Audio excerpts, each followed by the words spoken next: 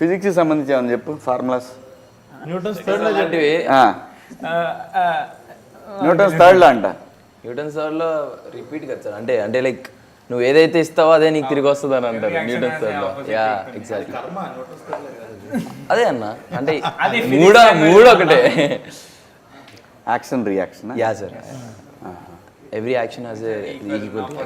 Newton's first law ఏంటి? అది పైనుండి యాపిల్ పడింది సార్. సెకండ్ ఐడియా లేదు సార్, మాకు స్కూల్లో చెప్పలేదు. టోటల్గా ఎన్ని లాస్ ఉన్నాయి ఆయన? 3 లాస్. అంత లాస్ ఉంది ఆయన. కెమిస్ట్రీరా సార్? ఆ కెమిస్ట్రీ కాదు రోయ్ సార్, సొల్యూషన్ కనుగొనడం అదే సార్. అంటే చాలా కలపడం ఉందంటావు. ఆ ఒక్క దాంట్లో పులిహార కలపడానికి ఉంది మనకి. KMnO4 CO2 రెండు కలిపితే పొగలు వస్తాయి అన్ని తెలుసు సార్. అంతే, పొగలో మనం ఏమైనా చేయొచ్చు, అంతేగా ఎవరికి కనపడదు. నాకు తెలిసి ఈ ఎయిర్ అనే ఈ సిరీస్లో మాత్రం ఖచ్చితంగా చాలా విషయాల్లో చెప్పకనే మెసేజ్, మంచి మెసేజ్ ఉంటుందని నేను ఎక్స్పెక్ట్ చేస్తున్నా దీంట్లో.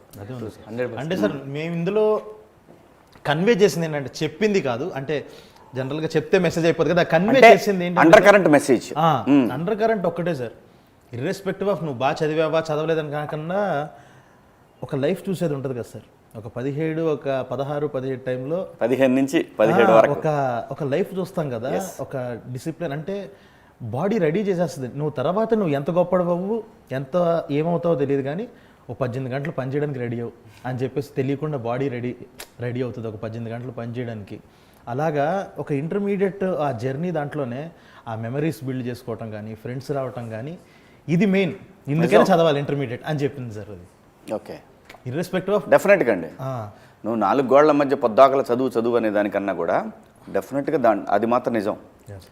కాలేజ్ లైఫ్ అనేది మళ్ళీ రాదు. ఈ సిరీస్ మీద ప్రజల్లో మీకు ఎటువంటి స్పందన రావచ్చు అని మీరు అనుకుంటున్నారు?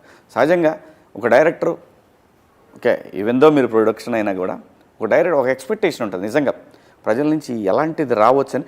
2 ఉంటాయండి. ఒకటి బయటికి చెప్పేది, అంటే ఓవరాల్గా ఒక మాట అంటాం సహజంగా. సబ్ కాన్షియస్లో చెప్పకుండా ఒకటి ఉంటుంది, ఇలా కూడా జరగవచ్చు అని. అలాంటిది ఏమన్నా మీకు? అదే సార్, ఆ ప్రెషర్ తగ్గించే విషయమే సార్. ఫస్ట్ ఆఫ్ ఆల్ అంటే ఒకటి ఏంటంటే, మనకి సిరీస్లో ఎక్కడ వాళ్ళ పేరెంట్స్ పిల్లలు ఇబ్బంది పడుతున్నారని తెలుసుకోరు, వీళ్ళు కూడా వీళ్ళంత ప్రెషర్కి లోనవుతున్నారని గురవరు.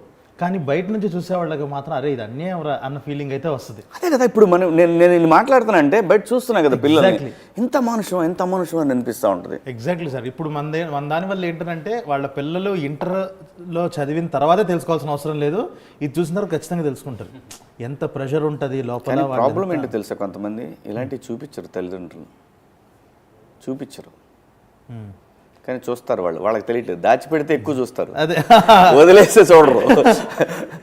మంచి వీళ్ళు కరెక్ట్గానే కొడుతున్నారు. 90s అని కొట్టారు దెబ్బ, దాని తర్వాత 90s తర్వాత ఇంటర్మీడియట్ అని కొడుతున్నారు. మరి ఖచ్చితంగా పెద్ద సక్సెస్ అవుతుంది, అనుమానం ఏం లేదు.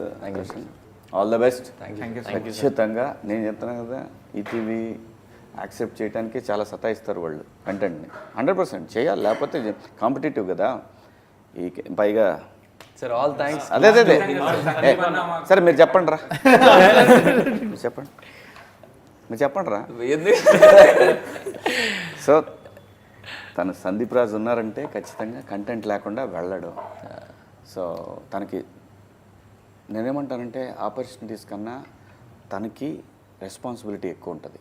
ఎందుకంటే ఒక ప్రతిష్టాత్మకమైన జాతీయ స్థాయి అవార్డు అందుకున్నాడంటే ఆ వ్యక్తికి చాలా రెస్పాన్సిబిలిటీ ఉంటుంది. తను తీసే ప్రతి కంటెంట్ కూడా టువర్డ్స్ అకౌంటబిలిటీ ఉంటుంది సొసైటీకి.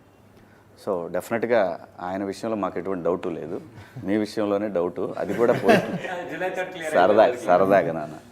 డెఫినెట్గా ఈటీవీ నుంచి వచ్చే ఈ కంటెంట్ నెక్స్ట్ లెవెల్ కంటెంట్ ఉంటుంది. అంతా కూడా పైగా మనం డైరెక్టర్ గారి గురించి చూసారా, ఎవడుంటే వాడి గురించే మాడతారా. సందీప్ అంటే డైరెక్టర్ ఏం చేయలే ఈ సినిమాలో. ఏమండి డైరెక్టర్ గారు, ఈ ఎయిర్ నా బిడ్డలు ఏంటి చూశారు కదా మీరు, డైరెక్టర్ గురించి ఒక్క మాట చెప్పలా వీళ్ళు. నేను అప్పటి నుంచి చూస్తున్నా. ఏమండి నేను ఏ సినిమా చేసినా నా డైరెక్టర్ లేకపోయినా సరే నేను డైరెక్టరే సినిమా అని చెప్తా. కానీ ఈ నా కొడుకులు ఈయన ఇంకా పెద్ద సినిమా చేస్తున్నాడు కదా, సార్, నెక్స్ట్ సినిమా కోసం ఈయన గురించి మాట్లాడుతున్నారు కానీ పాపం వీళ్ళకి వేషాలు ఇచ్చి వాటిని అద్భుతంగా రాసి వీళ్ళని డైరెక్ట్ చేసినటువంటి డైరెక్టర్ని మర్చిపోయారు. తెలుగు చిత్ర పరిశ్రమ ఉన్న డైరెక్టర్లు అందరూ కూడా వీళ్ళ ముగ్గురిని గుర్తుపెట్టుకోండి. వీళ్ళని మాత్రం నమ్మద్దు. ఎయిర్ బ్యాచ్ ఇది, గాలి బ్యాచ్ ఇది. వీళ్ళందరినీ గుర్తుపెట్టి ముఖ్యంగా ఈ ఎయిర్ డైరెక్టర్ గారు, ఆయన ఎక్కడ ఉన్నారు, రాలేదు.